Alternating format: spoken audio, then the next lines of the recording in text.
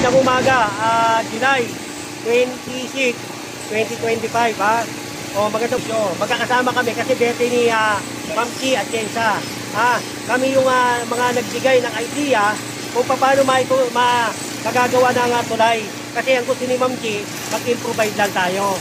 Kaya lang, nakiusap kami si Ma'am Beng, baka pwede tayo makapag-isip ng mas maganda. So ngayon, sa tulong namin ni Chairman Tempuco at saka ni Steve, ginawa natin. So ngayon, nakita mo Beng, di ba? Nakita mo, ang ganda, di ba? Ang ganda ng tulay doon. So yun, maliit na ano lang yun ha. Maliit na halaga pero makabuluhan. Kapaki-pakinabang. Hindi katulad nito. Walang pakinabang. Ito, at saka yung unahin ko na muna yung District 3 sa Barangay 313. Tinayo nila yun. Walang permisyon. Sinasabi nila, dumaan sa tamang proseso. Wala pong ganon. Walang ganon. Ang bangketa, wala pong permit. Ang kalye, walang permit. So ngayon, tinayo nila yun dahil gusto lang nila. O ngayon, ginigiba na. 19 million daw yun. Sabi nila, project ko. So ako, ang ano ko lang naman doon, sana bago ginawa yun, pinag-isipan muna. Diba?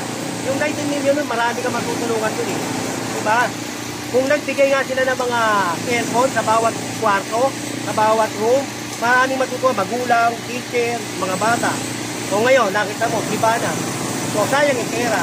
Diba? Yung mga taxpayer na nagbayad, lusaw. So pangalawa, ito.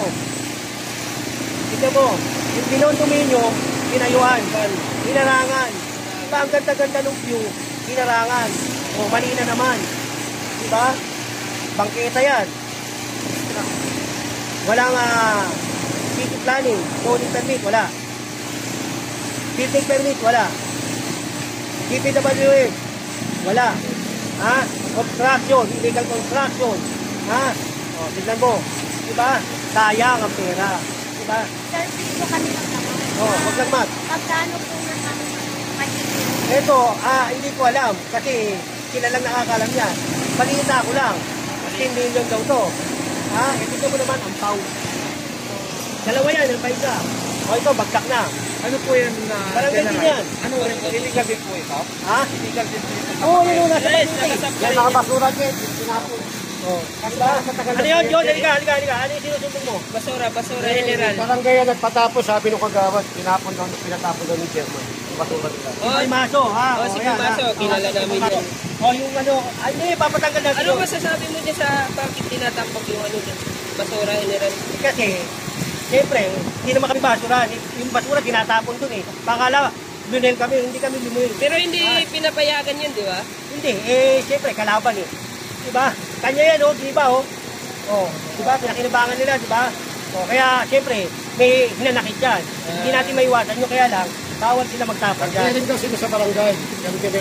Kaya nga, bawal yan, bawal. Hindi dyan tapunan. Hindi yung tapunan dyan, kaya nga, bawal yan. Yan, magandang umaga. At least, nabigyan ko kayo ng konting mensahe na para maipaliwanag, ha?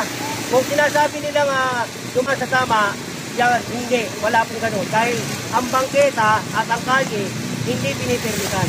Bawal po yan, ha? General, isang tanong pa. Marami pa ba kaming aasahan na barangay hall na gigibain? Lahat ng obstruction, illegal construction na nasa bangketa, nasa kalye, kahit ano pa yan, barangay, police station, kung ano pa man yan, basta mali, tatanggalin po natin yan.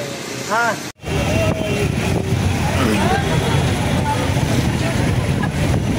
Hina na signal. Video na lang tayo.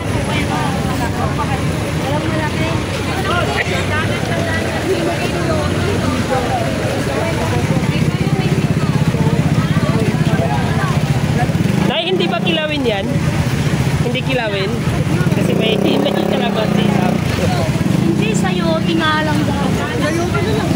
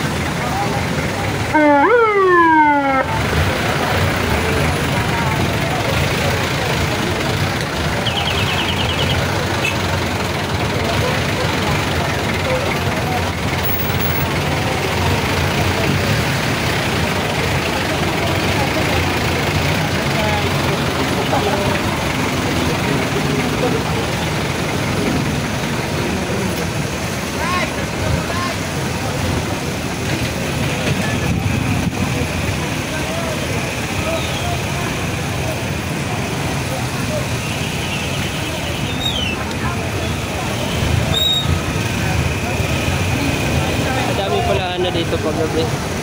Paghapon, no? Mamimili. Masikip talaga to hanggang alas 7. Pero pagdating ng alas 7, wala na po itong mga truck. Bawal na po sila rito sa kahabaan ng recto. Kaya maaga pa nandito na sila nagdidiskarga ng mga paninda nila. Kasi pagdating ng alas 7, wala na po yan. May laman o wala. Tanggal po sila dito. Bawal na po. Pagdating ng alas 7.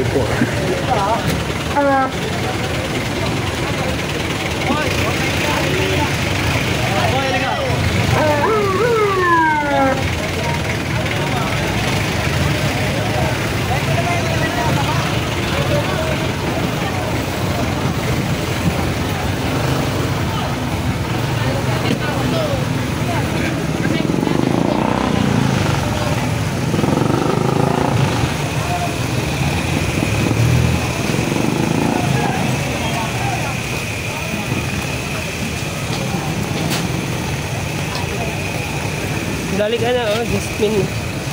Sarap bigas na yan. Hindi lang pala gulay yung paninda nila rito, pati bigas. Pati bigas. Pati bigas pala mayroon din.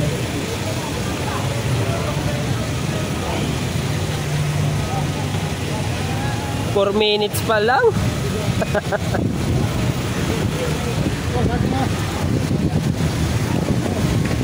Ayan. Papuntang dulo na tayo.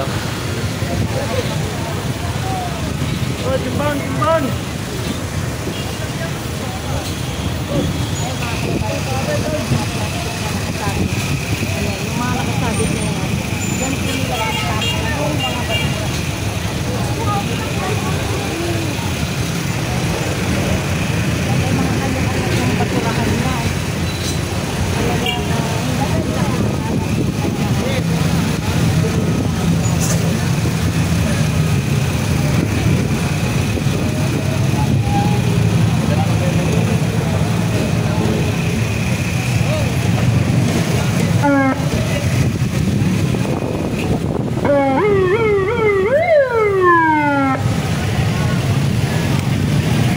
Sabi medyo nakapagitna na.